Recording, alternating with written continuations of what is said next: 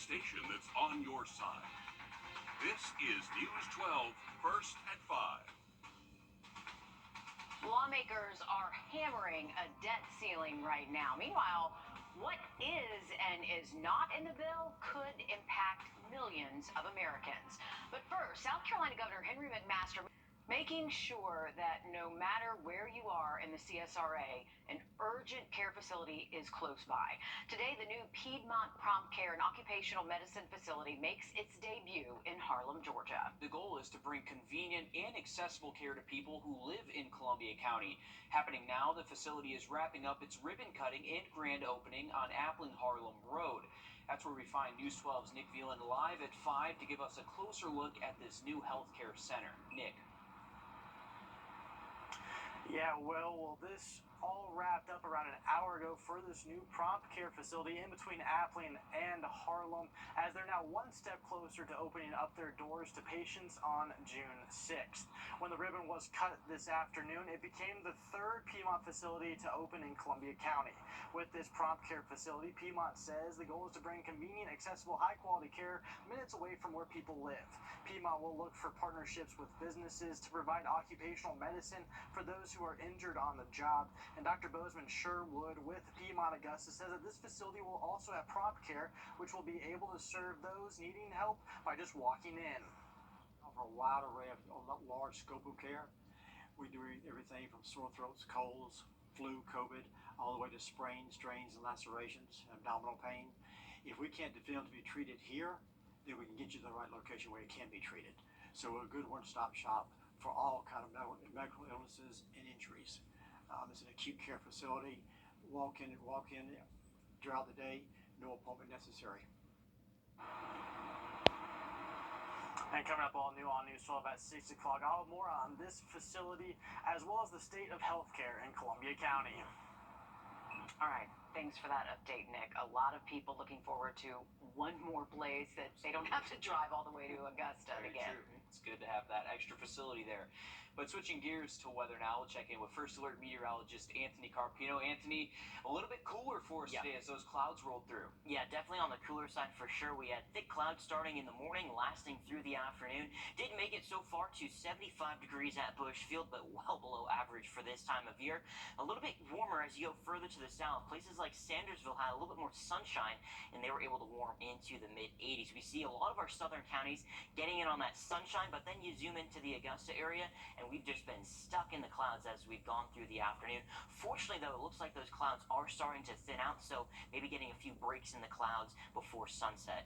Now, we have had a few isolated showers as you go south of I-20. Looks like much of that has now dried up, and we'll take a look outside over our station, and you can see a lot of clouds that are still out there. Temperature-wise, sitting at about 75 degrees, and those temperatures are going to start to fall back down into the lower 70s by about 9 o'clock, upper 60s by 11.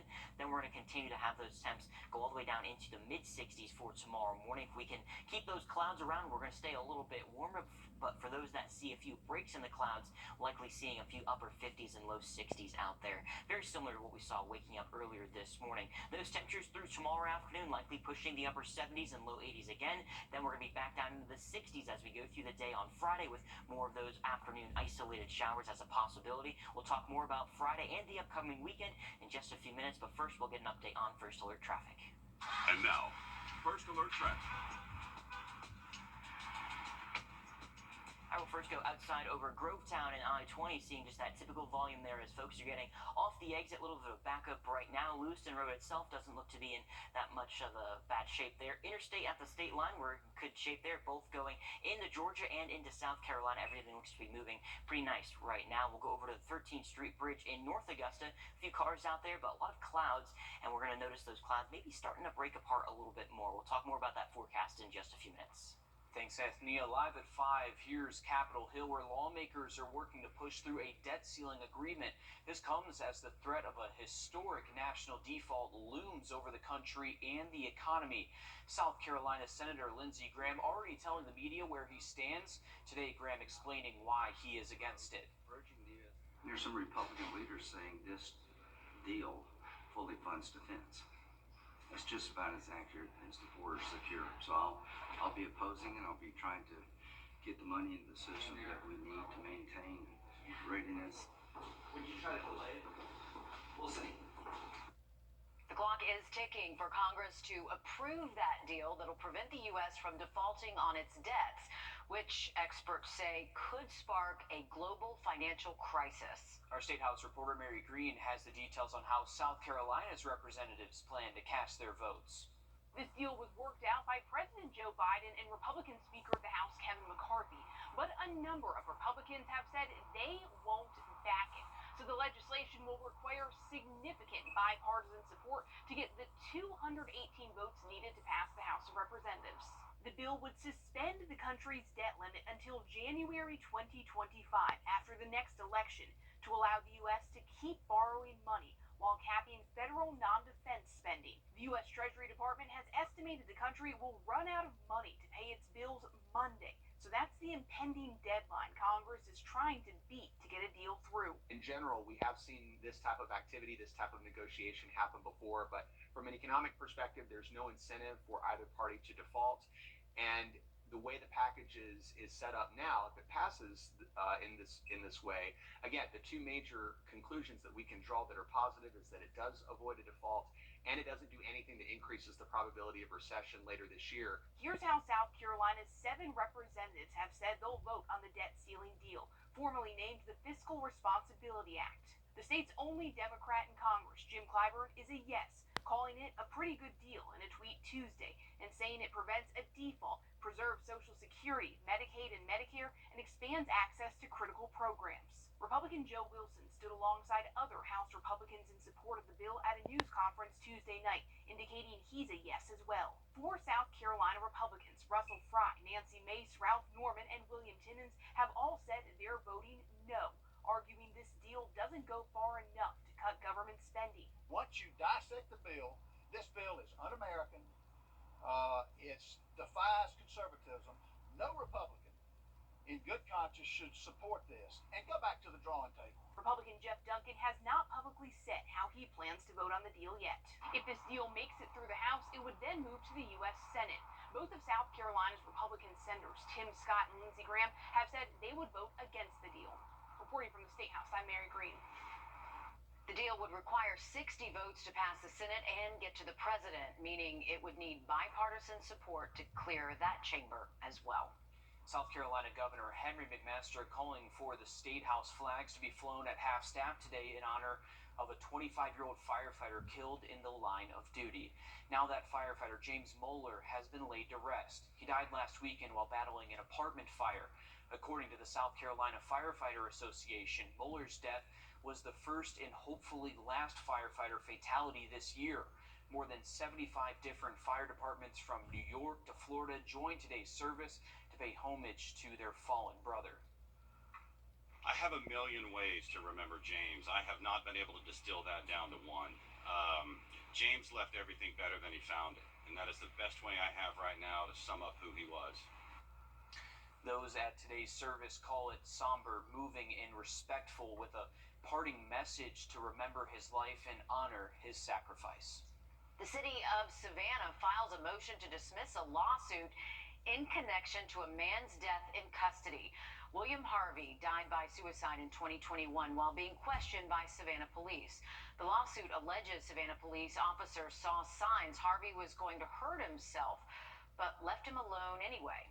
The city says the lawsuit fails to prove this point. Convicted killer Alec Murdaugh pleads not guilty to 22 federal charges. This happened just a few hours ago in Charleston. The once prominent lawyer was charged by federal prosecutors last week with wire fraud and money laundering. He is accused of stealing nearly $9 million over the course of a decade. Murdaugh also faces 99 charges on the state level for things like fraud and insurance fraud. Well, transforming a piece of Georgia's history into something new. Just ahead, how a rundown factory will turn into a fresh green space for millions. Anthony? All right, guys, as we go through this evening, we're staying cooler and cloudy, and the chance of rain will stay low as we continue through the rest of the work week. Those temperatures, while slowly starting to warm, will stay below average. We'll talk about the weekend forecast when we come back. Time and crew cab. RideBaby.com. Quick. All right, welcome back. Taking a live look outside over the Bobby Jones Expressway on a cloudy Wednesday afternoon for us. A little bit cooler, too. Yeah, when I went outside for lunch today, it smelled like it wanted to rain. Like it looked like it wanted to rain today. There, right? Yeah, It's like exactly. the sky was heavy. Yeah, It's it not was just the expecting you to clouds say were that. thicker. Really? we had a Why little was bit that more moisture. funny? I don't know. You're just like, I smell the rain coming. It did. You can totally smell when No, it I stops know you raining. can. I just wasn't expecting her to say It did. that. Our boss did that too. Yeah. Yeah. No, and we did have some showers. Sorry, guys. Not here. That's okay. Come on, Yeah, that Will. is kind of random. I'll give you that. I'm being shamed right now by my. No, you just looked at me. No, You're like, it's- what are you even saying? It's I fine. understood what Meredith was saying, though. Okay, I got you. We just Meredith, I want got the you. sun back. Okay? Yeah, we do. We do want the sun, and the sun will help us warm up a little bit more because it has definitely been a cool May for us. This is over the last 2 weeks, and we really haven't done that much warming. Of course, you remember the Memorial Day weekend where temperatures only made it into the mid 60s into the afternoon, and after into the morning, and the afternoon temps were into the 50s. Today, we've only made it into the 70s, so still well below average for us. And a cloudy look over our station right now, temperature-wise, 75 degrees. So we should be at 89 degrees, so a big difference in where those two temperatures should be.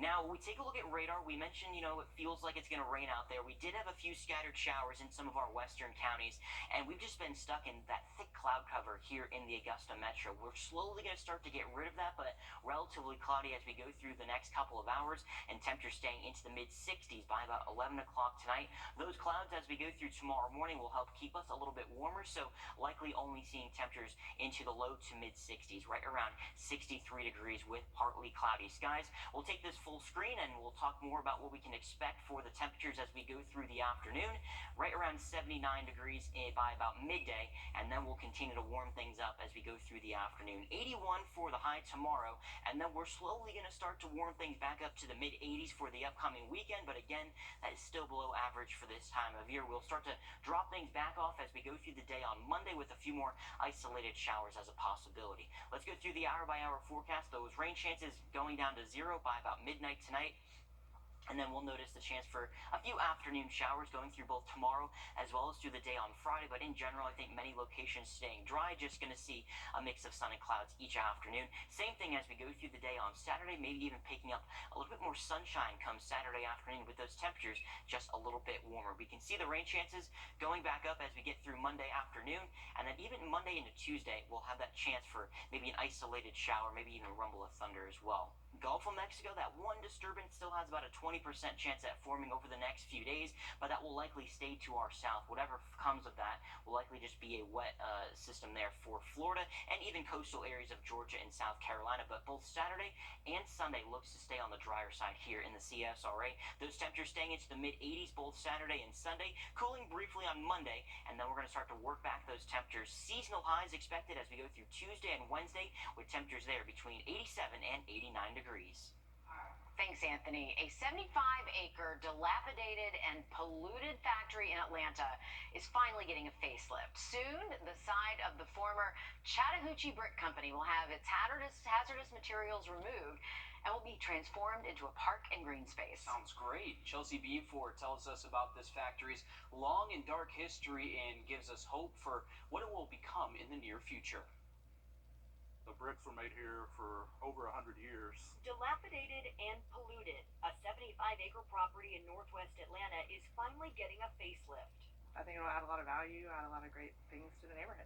Atlanta City Councilman Dustin Hillis says a $2 million grant from the Environmental Protection Agency will help transform the site of the former Chattahoochee Brick Company into a new green space park and memorial. What happened there is horrific. It is a part of our history that we need to reconcile with.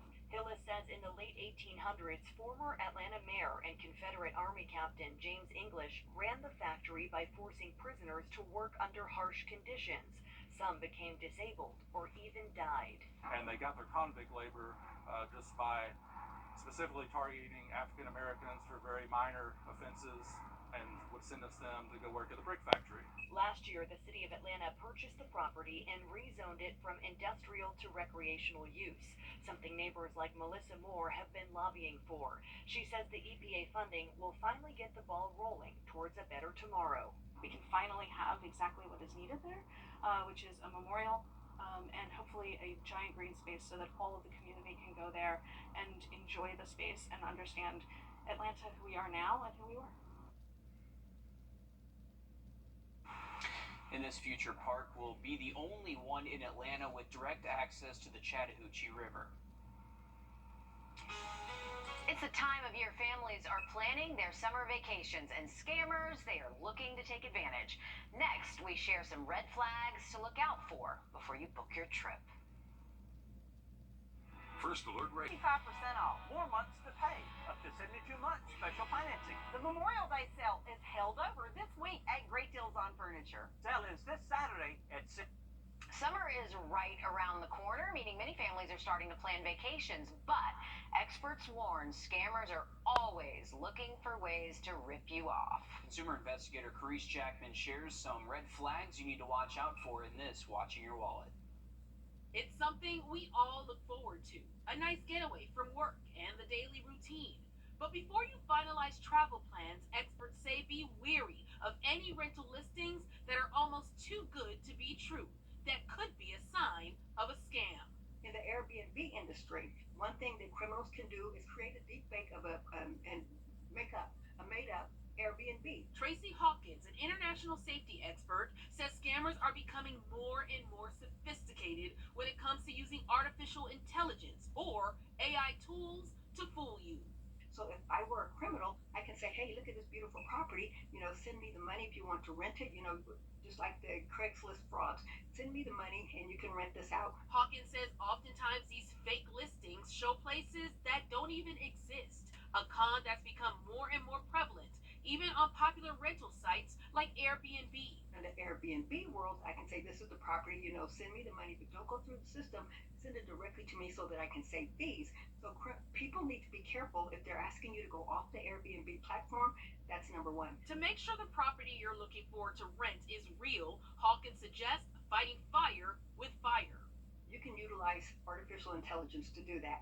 You can utilize Google Lens, which allows you to put a picture of an item or a place, and it will tell you where it's located. On the flip side, if you own a vacation property like a timeshare, attorney Andrew Meyer with Finn Law Group says to be cautious of scam artists posing as resellers who claim to have a buyer. You may get a telephone call, you may be an owner of a timeshare now, and you get a telephone call telling you that someone's really hot to buy your timeshare interest, and you're thinking, I've been wanting to get rid of this thing for years. Be very cautious. People are getting scammed a lot on this so-called resale. After persuading you they can sell your timeshare, the fraudster asks you to send them money up front to pay closing costs, taxes, or other fees. But there's not actually a buyer. Bottom line, Meyer says, do your research, especially if you're contacted out of the blue by someone you don't know. Google their name, find out about them. There's a lot of different things going on with those timeshare exit companies that if you do a little bit of research, you'll find alarming things. With this Watching Your Wallet, I'm Carice Jackman. In a statement, Airbnb said it protects its users by displaying warnings across the site to stay on Airbnb to communicate, book, and pay for a trip. It added it provides information to help consumers stay alert for various scams and how to identify a genuine Airbnb link or email. It's nearly summer, but on the coast of South Carolina, in the town of Surfside Beach, more and more setbacks pile up for its new pier. Hurricane Matthew destroyed that iconic pier back in 2016, but construction on the new one did not start until 2021. But since then, there have been several different dates given, like mid-June, which was just thrown out the window. City leaders say it's because they want to bring new businesses to the pier, but they're still working out the specifics. So for now, if you plan on visiting Surfside Beach, you'll have to go elsewhere for that classic beach pier experience. We definitely know a lot of those hurricanes from last year also caused some issues on the South Carolina coastline. Tomorrow is the official start of the Atlantic hurricane season, and we do have one little system in the Gulf of Mexico we're going to be keeping an eye on. Other than that, those temperatures here locally likely staying below average as we continue into the month of June. We'll have one more check of that forecast when we come back. Helping people is simple.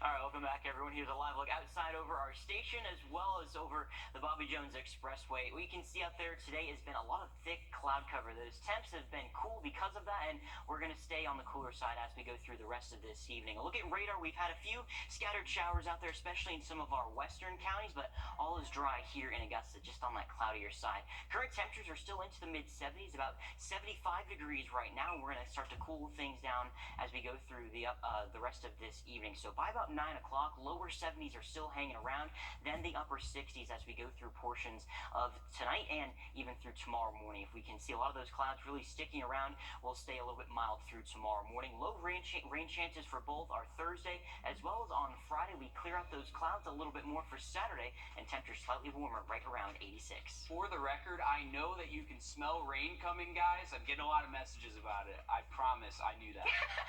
News 12's First Alert Traffic Network is sponsored by